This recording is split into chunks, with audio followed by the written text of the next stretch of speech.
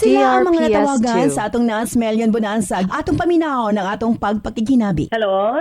Si Ate Arlene Ayan ni sa Nance. Congratulations si Regine. You, Agni? Yes, ma'am. O taga-asa ka, Jen?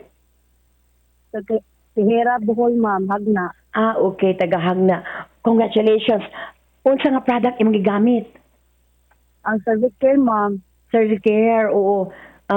Kumusta man?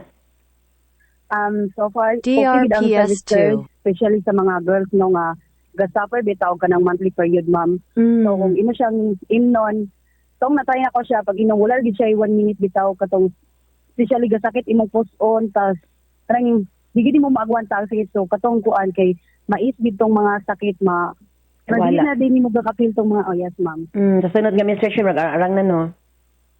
Yes, ma'am. So, every kanang dugon ko, mo na akong ginainom para dili na ko mapil tong mga sakit. DRPS2. Congratulations. Thank you. Okay, sige. Alam, sa tanang gapaminaw sa programa ni Ate Arlene, no? And thank you kayo sa kanang sa program niya kay natay gakat na dawatan nga pinaskuan at also sa ihang tambal na cervical. So, dako siya og tabang especially sa mga girls nga gaka-experience og kanang mga dysmenorrhea. So, for those girls nga gaka-experience inana, so gamit na mo sa cervix care kay dako gid siya og kanang tabang. DRPS2. Ayan. Congratulations, Regine.